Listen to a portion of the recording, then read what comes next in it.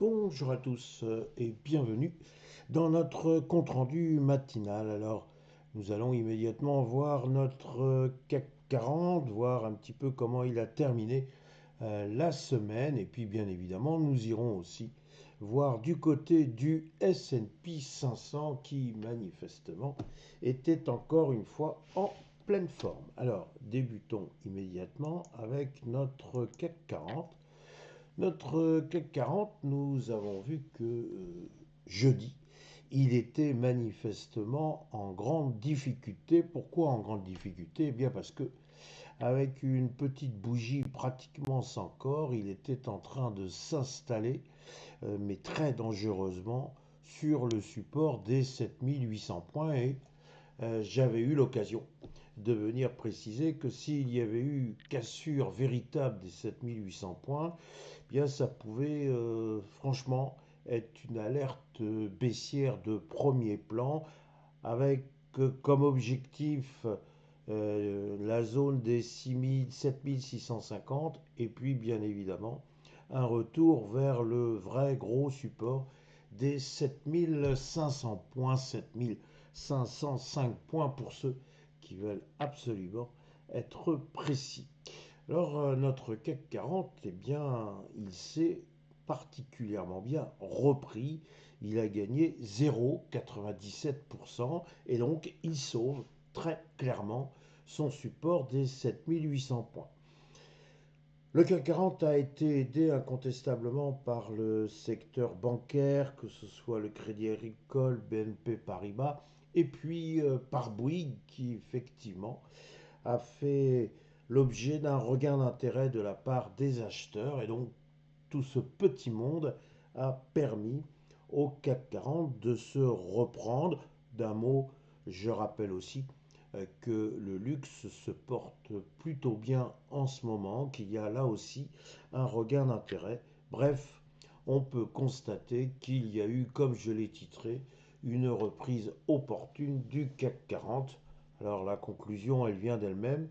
Il faut maintenant concrétiser l'effort, il faut se reprendre et retourner en direction des 7900 points, 7950 points. Et là, effectivement, eh bien, sur l'ouvrage, il va falloir remettre, et tant que nous ne serons pas sortis des 7950 points, il convient de faire attention. Les marchés sont de l'avis de beaucoup, surtout aux États-Unis, survalorisés et il peut donc y avoir effectivement une période assez difficile. Si on aime les statistiques, si on aime les rappels historiques, on se souvient que parfois le mois d'octobre est un mois extrêmement dangereux, donc on fait attention. Voilà pour le CAC 40. Si maintenant j'en viens à notre S&P 500, eh bien notre S&P 500, la semaine dernière, il commençait à manifester des signes très clairs d'essoufflement avec, on l'a vu, trois bougies rouges, trois séances négatives, donc mardi, mercredi, jeudi. Et jeudi, il y a eu ce que l'on appelle un enfant abandonné ou une étoile du matin. Encore une fois, avec les bougies japonaises, on n'est jamais très loin de la poésie.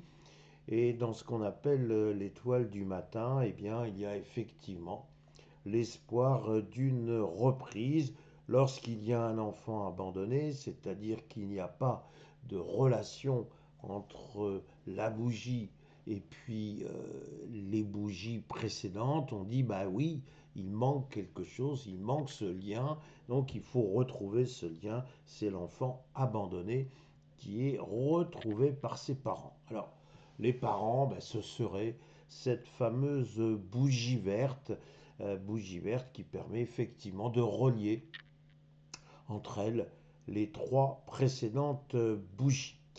Et puis en plus, ça permet de terminer la semaine sur une note positive, ce qui est toujours plutôt satisfaisant si on est optimiste. Mais maintenant, il ne faudrait peut-être pas crier victoire trop vite. Pourquoi? Parce que la séance de vendredi s'est bien déroulée car les opérateurs, en réalité, avaient peur. Et ils avaient peur des chiffres de l'inflation, le fameux PCE ou PCI comme on veut. Ce chiffre de l'inflation est très suivi par la Fed. Il contient en plus avec lui l'estimation des revenus et des dépenses des ménages. Et on s'est aperçu que il n'y a pas eu d'accélération de l'inflation, il n'y a pas d'augmentation.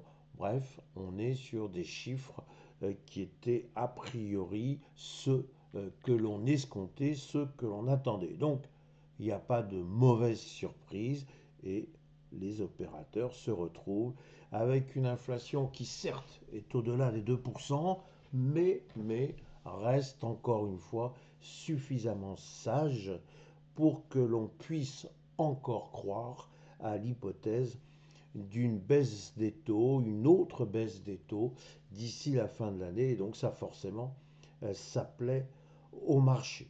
Alors, inflation sous maîtrise, sous contrôle, un marché du travail qui a besoin d'être un peu soutenu, bref, la Banque centrale peut baisser ses taux. Il n'y a pas de risque majeur pour elle à maintenir des taux élevés. Donc effectivement, les opérateurs ont été soulagés. Maintenant que j'ai dit ça, maintenant qu'on a constaté que le gap ici est bel et bien comblé, hein, donc le gap c'est ce fossé entre ces deux bougies, là ici il y a un comblement, donc ça techniquement c'est parfait. Oui mais on constate que nous ne sommes pas à proximité des récents plus hauts historiques. Il y a encore une marge avant les 6 700 points, cette fameuse résistance très symbolique qui était en formation. Donc pour le moment, nous n'avons pas un S&P 500 qui vient dire non, non, mais bon, il y a eu une petite faiblesse, mais vous inquiétez pas, on est reparti, j'allais dire comme en 14, et on va aller chercher de nouveaux records historiques. Pour le moment, rien ne permet de le dire. Et rien ne permet de le dire, et ce d'autant que nous allons bientôt, à la mi-octobre, retrouver une nouvelle saison des résultats, donc une nouvelle saison un peu de stress, puisqu'on se demande toujours si les entreprises en réalité ne vont pas nous annoncer de mauvaises nouvelles. Et puis, on est dans une situation où toutes les bonnes nouvelles, finalement, sont maintenant intégrées dans les cours. Donc, nous risquons peut-être d'avoir une période jusqu'au 15 octobre qui soit une période un petit peu d'accalmie, une période d'attentisme, voire un petit peu une période de recul, manière de dire si jamais on a des bonnes surprises, eh bien on est prêt pour acheter. Si on a des mauvaises surprises, quelque part, on n'est pas véritablement étonné puisque on l'avait anticipé. Voilà ce qui peut être la psychologie collective des opérateurs pour les 15 jours à venir.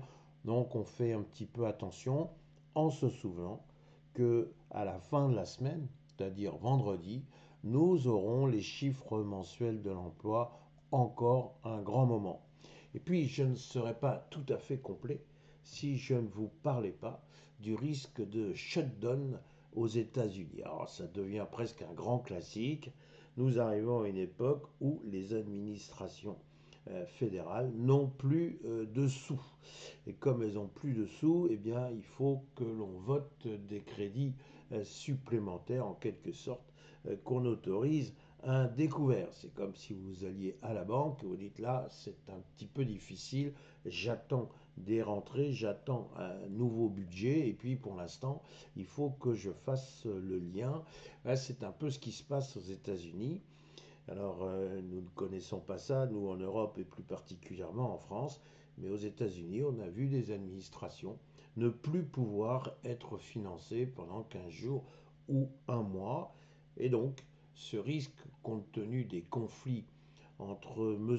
Trump et un certain nombre d'administrations, avec des budgets qui sont amputés ou qui ne sont pas remplacés, eh bien ma foi, il y a effectivement un risque que ce fameux shutdown prenne un effet quelque part un peu catastrophique. Donc ce serait une très très mauvaise nouvelle et forcément les marchés ne l'apprécieraient pas. Donc bref, nous rentrons dans un contexte un petit peu délicat et il faut donc renouveler un petit peu de prudence. Alors c'est un propos que je tiens souvent, certains pourraient peut-être me le reprocher, mais la réalité est la réalité, il ne faut jamais la torturer. Oui, effectivement, nous sommes dans une période maintenant un peu délicate avec de très très nombreuses nouvelles considérées comme bonnes, ce qui n'est pas forcément une vérité, des nouvelles considérées comme bonnes qui ont poussé le S&P 500 a récemment cherché des plus hauts historiques.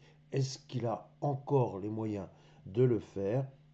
Je me pose la question, je vous pose la question, et bien évidemment, chacun se fera sa propre conviction. Voilà mes réflexions du jour. Il me reste à vous souhaiter une excellente séance et bien évidemment une excellente semaine. Merci.